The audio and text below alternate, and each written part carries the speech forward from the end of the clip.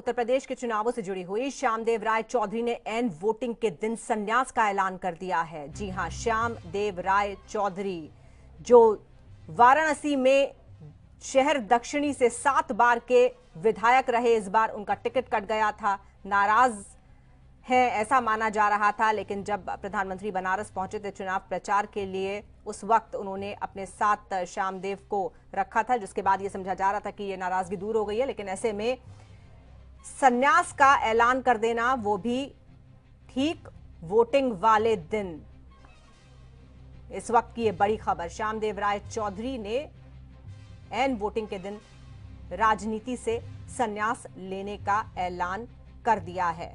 आपको बता दें कि 7 बार से विधायक रहे हैं वाराणसी में शहर दक्षिण सीट से, और इस बार उनका टिकट कट गया था। उनकी जगह नीलकंठ तिवारी को टिकट दे दिया गया था। ऐसे में श्यामदेव ने पहले तो पार्टी का प्रचार करने से मना कर दिया था, लेकिन बाद में शायद माना यह जा रहा था कि उनकी नाराजगी दूर हो गई है, क्योंकि जब प्रधानमंत्री अपने संसदीय क्षेत्र वाराणसी में चुनाव प्रचार के लिए पहुंचे थे, खासतौर से जब वो काशी विश्वनाथ मंदिर पहुंचे थे, तो वहां पर तस्वीरों में देखा गया था कि श्यामदेव पहले से मौजूद हैं और प्रधानमंत्री ने बाकायदा श्यामदेव का हाथ पकड़ा था और मंदिर के अंदर उनको ले गए थे।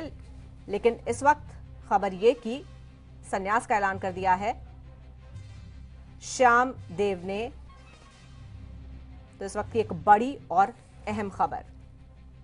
7 बार से विधायक रहे श्यामदेव राय चौधरी ने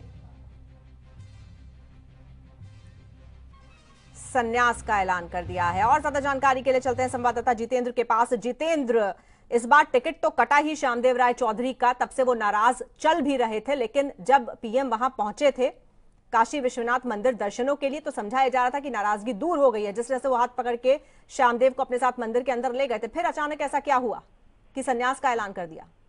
जी बिल्कुल, श्यामदेव राय चौधरी जो कि 35 साल से भारतीय जनता पार्टी के शहर दक्षिणी वाराणसी के विधायक थे, इस बार उनका टिकट तो काट दिया गया, मगर दादा को ये मलाल जरूर था कि आखिर में हमसे ये क्यों नहीं पूछा गया कि आपको टिकट नहीं दिया जाएगा। उसका कारण वो पूछते रह गए, मगर भारतीय जनता पार्टी के तमाम नेता उनको मनाने की कदायों में बनारस आए। सब लोगों ने मिला, उनको आश्वासन दिया, मगर ये कारण कोई नहीं बताया कि उनका टिकट क्यों काटा गया। आज वो अपने इस राजनीतिक उपेक्षा, अपने बड़े नेताओं के द्वारा जो ये उपेक्षा हुई है, उसको बहुत आहत होकर उन्होंने आज अपने राजनीतिक जीवन से इस्तीफा का ऐलान कर दिया। लेकिन आज ही के दिन ऐलान क्यों किया है, जब आज वोटिंग हो रही है?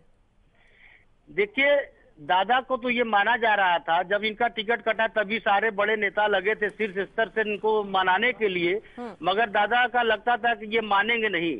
और उसके बाद जो है आज वो उन्होंने एक मैसेज दिया है, और इस तरह से आज जो हम लोग भी कई बार उनसे प्रयास किए कि क्या दादा आप निर्दल लड़ेंगे या किसी दल से लड़ेंगे। उन्होंने कहा कि ना मैं निर्दल लड़ूंगा, ना दल से लड़ूंगा, ना मैं भारतीय जनता पार्टी के प्रत्याशियों का प्रचार करूंगा।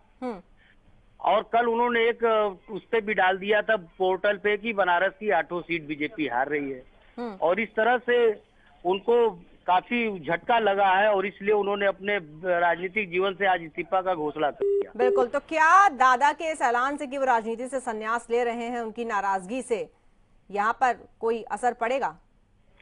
देखिए, उनके जो समर्थक थे और दादा की जो अदा थी बनारस की राजनीति में, दादा बड़े लोकप्रिय नेता माने जाते थे, और आज यही लोकप्रियता का कारण था कि जब बीजेपी को पूरे प्रदेश में सीट नहीं मिलती थी, पूर्वांचल से सीट नहीं थी, तो दादा जीतते आ रहे थे, और दादा एक जमीनी कार्यकर्ता थे, इसलिए उनके जो समर्थकों का हुजूम था उसमें रोष तो काफी है।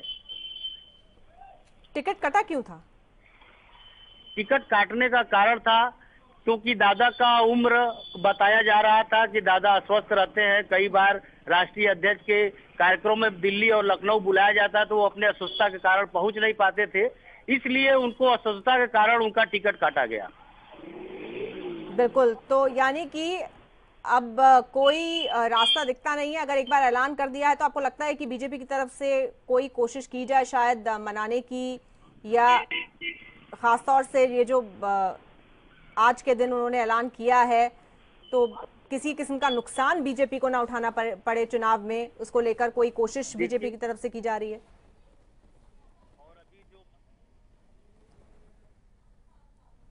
जितेंद्र, बहुत शुक्रिया आपका, चलिए इस जानकारी के लिए।